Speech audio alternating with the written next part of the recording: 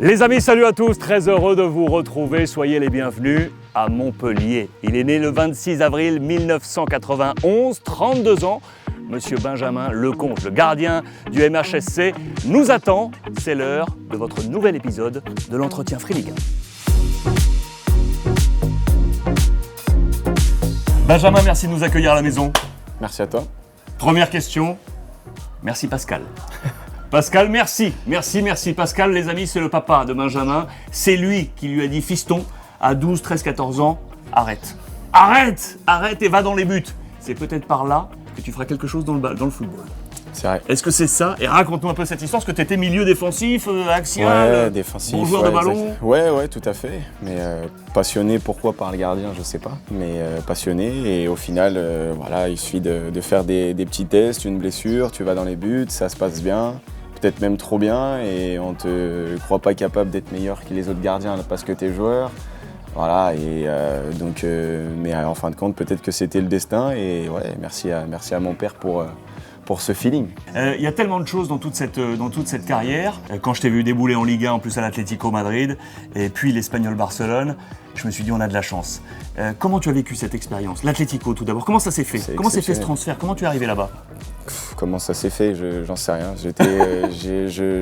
J'étais dans les tribunes en train de regarder le match de Monaco pour les qualifications de Champions. Ouais. Et mon agent m'appelle et il me dit que voilà, il y a l'Atlético et qu'il y a de grandes chances. Tu l'as cru ou... Non. Ah non, franchement pas du tout. Pas du tout, parce que c'est l'Atlético de Madrid, quoi. Donc, ouais. Après voilà, ça s'est fait en même pas 48 heures. Donc c'est que voilà, il y avait une volonté de leur part, et pour moi c'était exceptionnel parce que j'ai toujours voulu aller à l'étranger, que ce soit moi pour le côté sportif, encore plus en Espagne, mais que ce soit aussi pour le côté familial, parce que voilà, je dis toujours, on est footballeur, mais on est aussi papa et mari, et c'est vrai que voilà, d'avoir aujourd'hui donné un bagage de langue à mes enfants comme ça, c'est une très très grande fierté. Donc certes, sportivement, ça n'a pas été la tournure que j'aurais aimé là-bas en Espagne, mais par contre, familièrement, ça a été un gros boom. Ouais. Tu savais que tu arrivais en doublure à bien l'Atlético? Bien sûr, tu savais ça? Ah bah oui, et puis encore heureux. On parle pour moi, l'un des meilleurs gardiens au monde, donc c'est tout à fait logique. Mais au black. Voilà, pour moi, pour le poste de gardien, c'est une grande référence. Et j'ai compris pourquoi aussi là-bas en travaillant avec lui, donc c'est ça qui est bien. Et le Cholo Simeone, c'est incroyable. C'est quoi? c'est chaque causerie des frissons. Au-delà d'être un meneur d'hommes, déjà c'est une très bonne personne, mais c'est quelqu'un qui vit le match comme si qu'il était joueur. Ça donne quelque chose il y a un aspect qui est unique.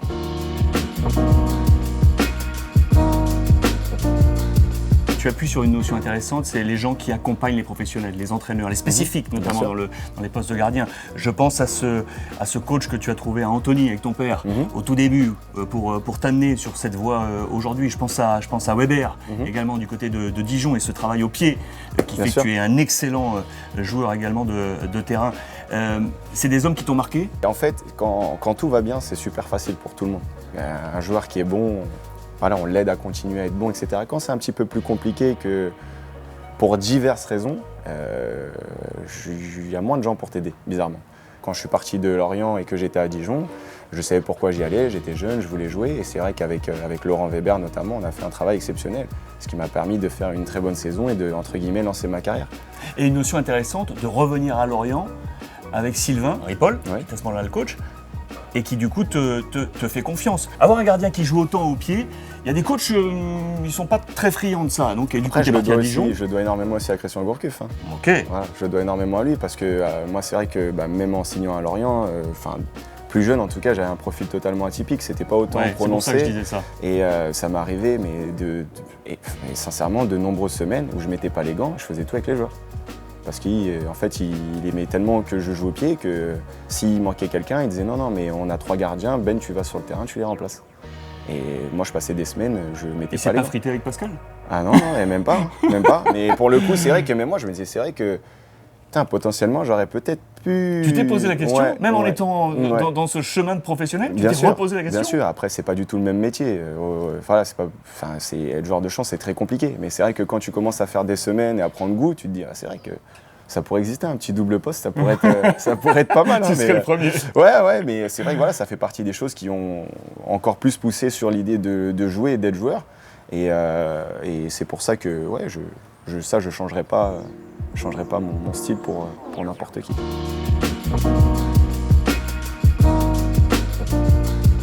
L'équipe de France, Bien sûr. ça représente quoi pour toi?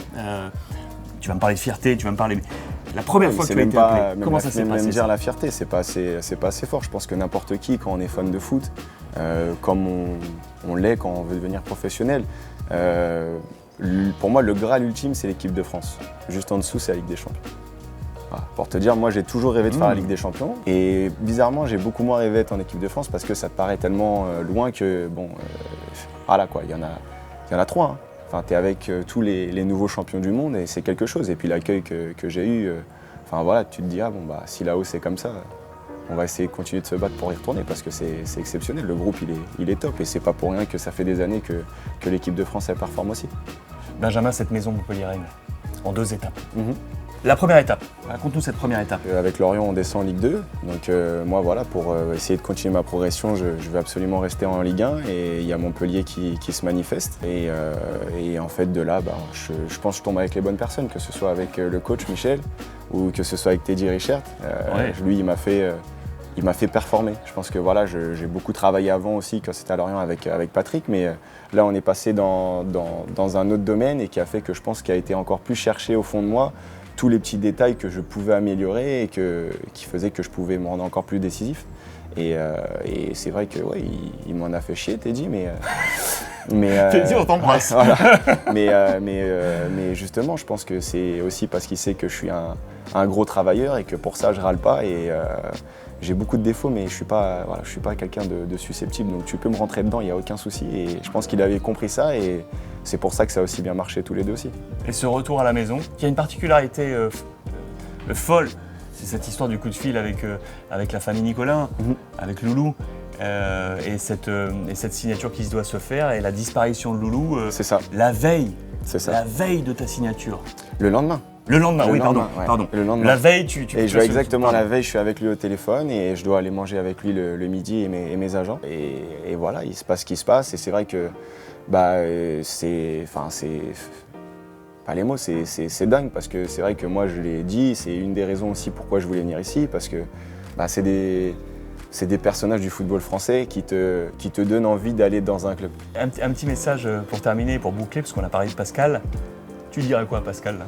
Ah, un grand merci. Bon après il sait tout ce que je pense de lui, mais non, un grand merci parce que c'est vrai que bah, sans lui j'aurais pas fait cette carrière, sans lui j'aurais peut-être pas été gardien et surtout dans plein de moments compliqués de ma carrière, il a toujours été présent et que ce soit la même chose au niveau de ma mère, même de ma femme. Et je pense que quand tu es bien entouré, bah, tu as forcément des hauts et des bas, je pense, dans n'importe quel travail ou dans n'importe quel chemin de vie, mais j'ai la chance d'être bien entouré et ça, voilà, ça me permet d'être aujourd'hui épanoui.